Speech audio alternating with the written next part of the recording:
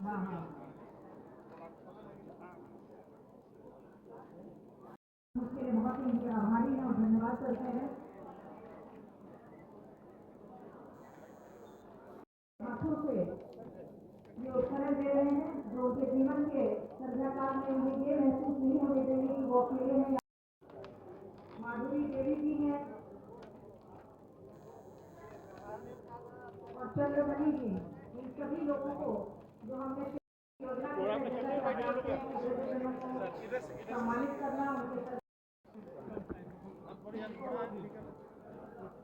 ये assistive device दिया जा रहा है। आप देख सकते हैं माननीय मंत्री जी इस पर ग्रामीण जंक्शन में मैं पला हूँ बड़ा हूँ, तब मैंने देखा है कि मैदान में कितने ऐसे सफाई कर्मचारी जिनको उस गंदगी को साफ करने के लिए अपने हाथों का इस्तेमाल करना पड़ता था। आज भारत सरकार और हमारी उत्तर प्रदेश की सरकार लगातार आपके साथ खड़ी है और आपके लिए उस तरह के आधुनिक सफाई की चीज़ें देने का काम होता है जिससे आपको उस गंदगी को सीधा टच न करना पड़े। आप मशीनों के द्वारा, आपको किट हम देंगे, किट के द्वारा आप इस तरह से अपने जीवन को और स्वस्थ भी बना सके और देश का स्वास्थ्य अच्छा रहे, तो स्वच्छता के माध्यम से ये भी कर सके। तब 2023 में प्रस्तुत बजट में मेन होड टू मशीन होड के नारे के साथ स्वच्छता के क्षेत्र में सफाई अभियान के यशस्वीकरण पर जोर देने का काम हमारे मंत्रालय का रहा है। सामाजिक न्याय और अधिकारिता मंत्रालय एवं आवास शहरी विकास मंत्रालय ने 2023-24 से राष्ट्रीय मशीनीकृत स्वच्छता इकोसिस्टम कार्य योजना और खास तौर से नमस्ते योजना, जिस योजना की मैडम बात कर रही थी, उस नमस्ते योजना से ही हम आपको इन सारी सुविधाओं को देने का काम करते हैं। पूरे देश को अपना परिवार मानते हैं। अब आज लंबी चर्चा तो नहीं करूँगा, बहुत देर से आप बैठे। आज आपको आपकी सुविधा के लिए यहाँ पर किट भी मिलने वाली है और मैं कह सकता हूँ कि हमारा सामाजिक न्याय और अधिकारिता मंत्रालय लगातार जिस तरह से काम कर रहा है और मैंने जैसा कहा कि महाकुंभ में सबसे बड़ी चुनौती कोई होती है तो सुरक्षा की, जाम से निपटने की, उससे भी बड़ी चुनौती होती है तो स्वच्छता की होती है।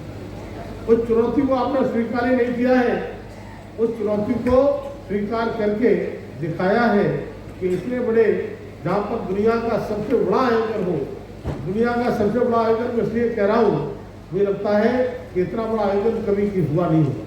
न जाने कितने ऐसे देश जो कई देशों को मिलाकर के इतनी आबादी पूरी नहीं होती है जितना कि हमारे कुंभ में आने वाले श्रद्धालुओं की संख्या यहाँ पर रही।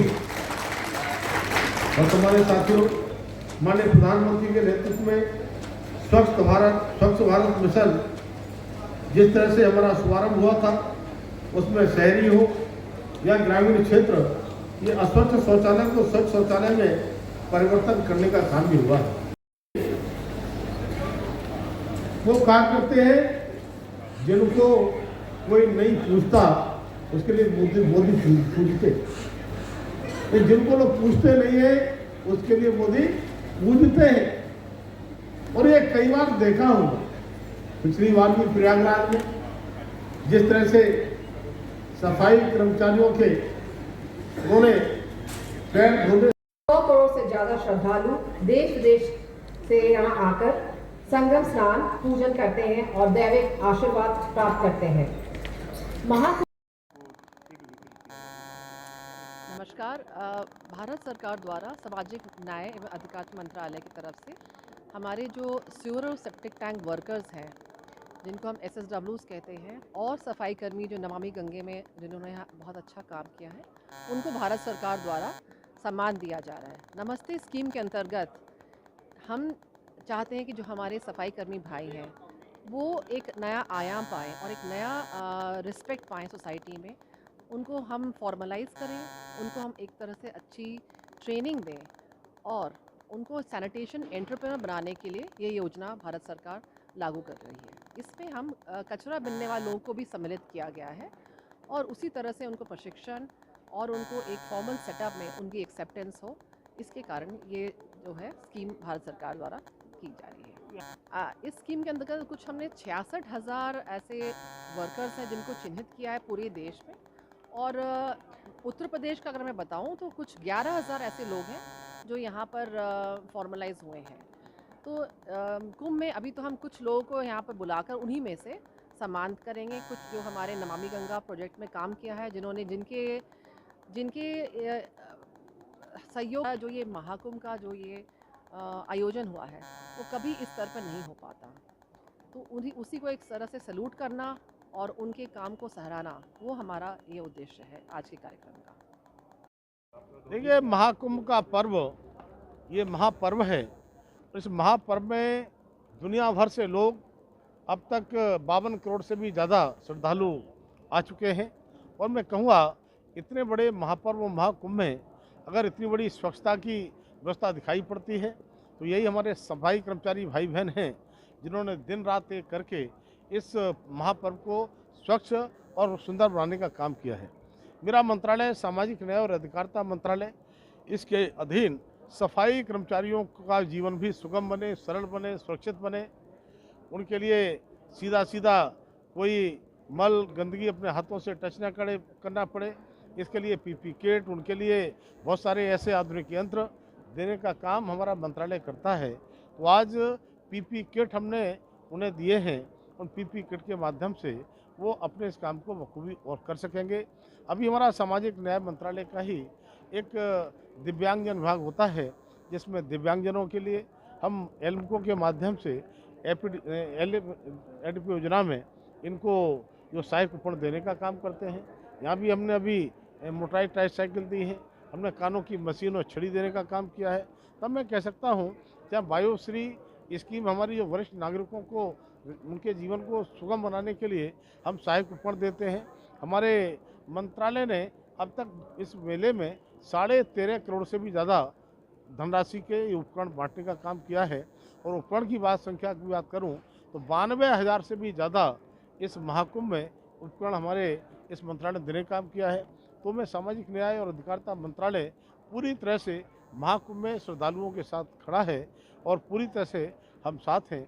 ऐसे ही मेरा दूसरा मंत्रालय जो उपभोक्ता मामले, खाद्य और सार्वजनिक वितरण जो रहता है कि मैं अभी जाकर के अपने श्रद्धालुओं के लिए, साधु संतों के लिए फ्री उनको दालें, उनको आटा और चावल देने का काम किया है। और एनसीसीएफ के द्वारा भारत आटा भारत दाल हमारे इस महाकुंभ में श्रद्धालुओं को सस्ती दरों पर मिले, इस काम के लिए कैंप लगा करके बखूबी हमारे दोनों मंत्रालय जब से महाकुंभ स्टार्ट हुआ है 13 जनवरी से लगातार काम कर रहा है और 26 फरवरी तक काम करेगा। माननीय प्रधानमंत्री के नेतृत्व में जिस तरह से हमारा दोनों मंत्रालय काम कर रहे हैं और साथ ही साथ हमारी डबल इंजन की सरकार मिलकर के इस महाकुंभ को दिव्य और भव्य और ऐतिहासिक बनाने का काम किया है, उसमें हमारे सफाई कर्मचारी भाई बहनों का भी बड़ा योगदान है। और मैं दुनिया भर के श्रद्धालुओं से अपील करता हूं, अभी 26 फरवरी काफ़ी दूर है, जो रह गए हैं वो भी इस पुण्य का काम उठाएं। गंगा यमुना सरस्वती जिस संगम में मिलती हो प्रयागराज में, यहाँ पर वो भी महाकुंभ में नहाने का एक आनंद और इस क्षण का मुझे लगता है कि अलग ही आनंद है। तो इस अवसर को न भूलें और सभी से मेरी अपील है कि इसको शांतिपूर्वक और सौहार्दपूर्वक इस मेले को मनाएं और भव्य और दिव्यता के साथ में इसका समापन